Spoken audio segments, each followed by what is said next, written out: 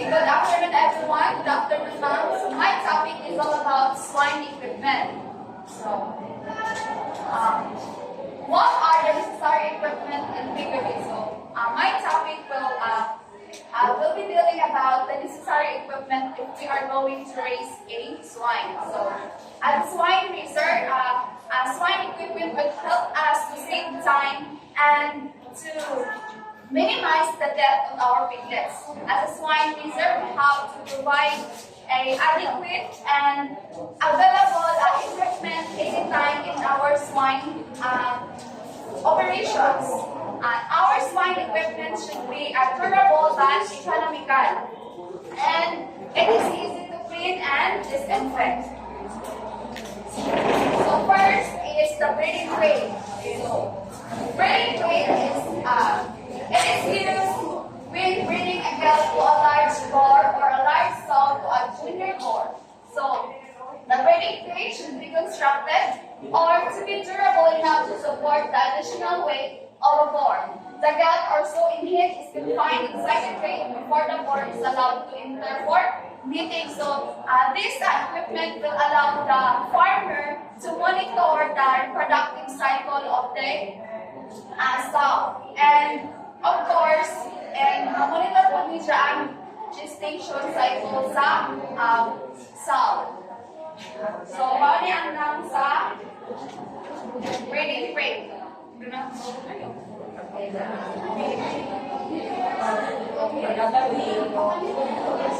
is the farrowing crate or stall. So, pamigay naman tayo yung farrowing crate, no? Kapilang na hindi, nabalik-balik sa aming report ang farrowing crate. So, it is used to confine the sow from up to week before giving birth. So, it is used at the sow will be placed in the farrowing crate weeks before it will give birth. So, generally, until the piglets are weaned at around 4 weeks. So, ibutang siya sa farrowing crate before during the weaning. Then farrowing crates are restricted beds that prevent the sow from turning around and reaching to reduce the risk of the sow lying on crushing her newborn piglets. So, di ba, kasagaran mga cases there are mortality in piglets is that kanang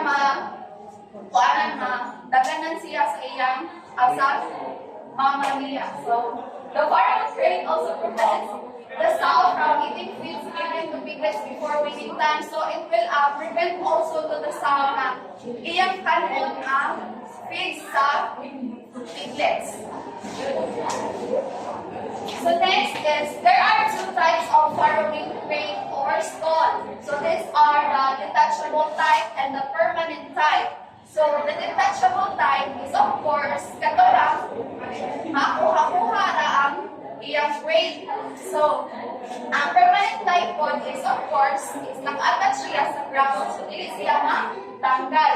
Ang detachable type is ang detachable type kung sa, for example, ani is kung nag-assist ikaw nila DLN na sister, ang iyang farrowing crate is detachable na. So, ilang mo is ingani siya for mga pero kaya siya nag-attach sa ground, without kaya siya nag-attach sa ground, tapos kuhaan na sila, provide na sila o galvanized iron pipe, tapos kuhaan nila sa kuhaan, sa dingding, bitaw sa wall na ay pa-diretso ra ang tatong pipe.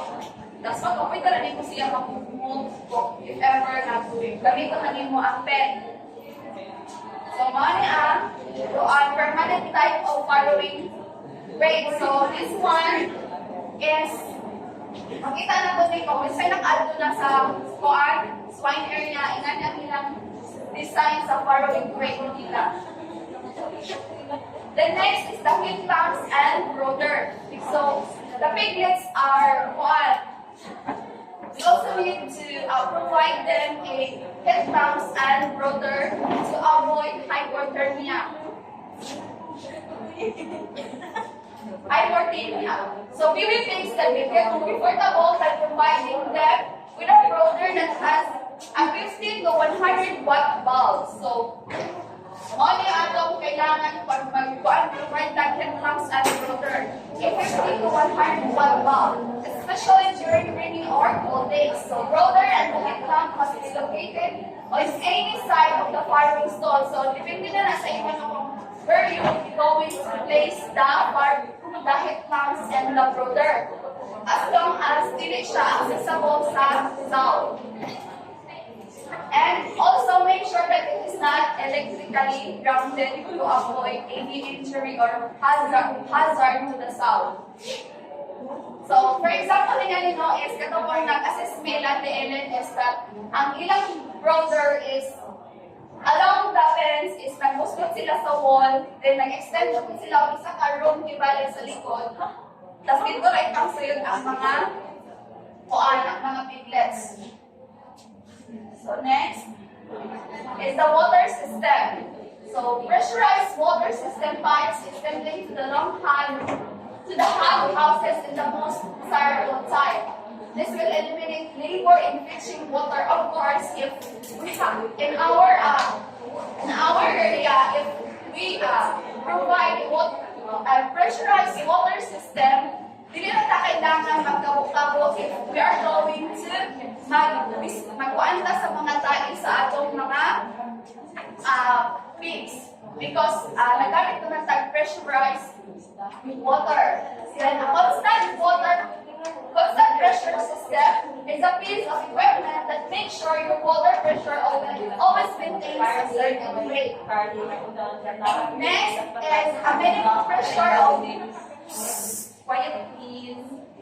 A minimum pressure of 5 kilograms per square meter centimeter and 500 gallons an hour is necessary.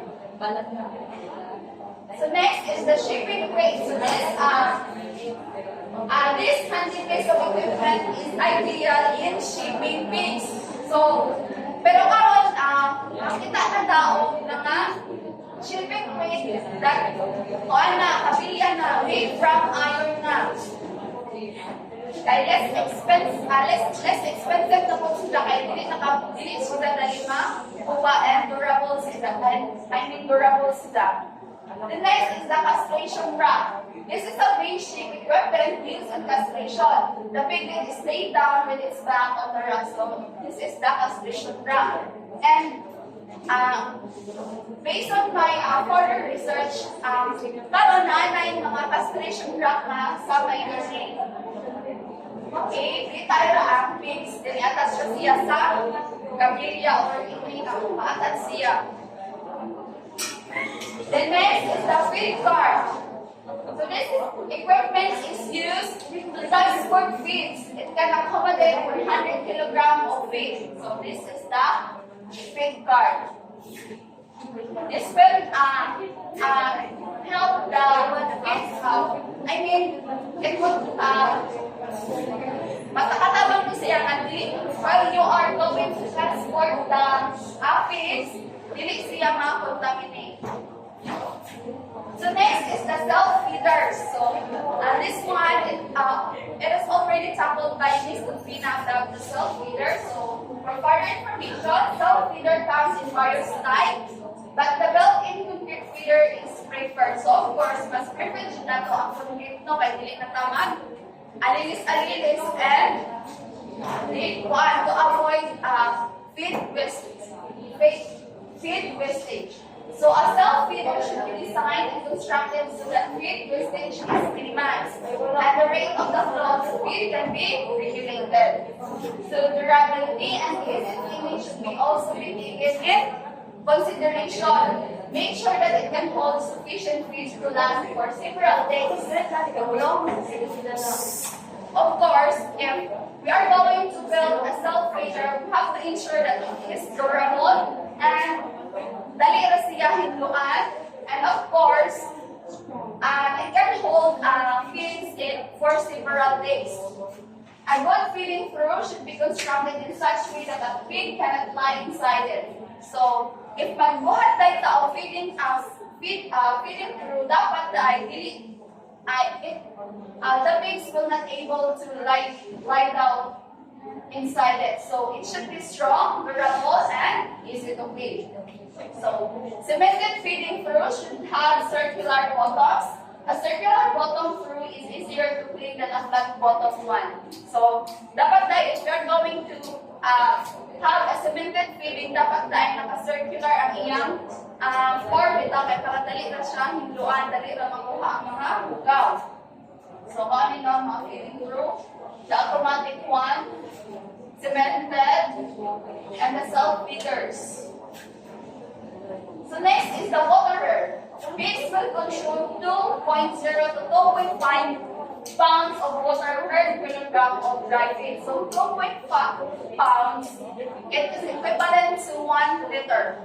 So if the pig eat 1 kilo of feeds, so they need 1 kilo. She also need 1 kilogram of, 1 liter of water. So automatic waterers are advantages.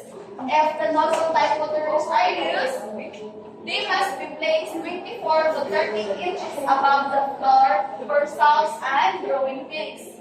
One automatic tap or nozzle for each pig pen is normally sufficient to supply the water needs of the animal.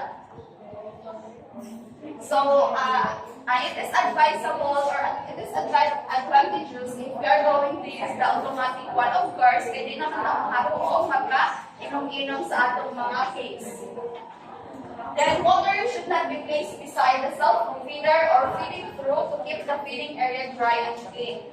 So, dapat pwede na ito i-place ang atong waterers doon sa atong feeders or feeding through, of course, to avoid wastage and to make it dry and clean always.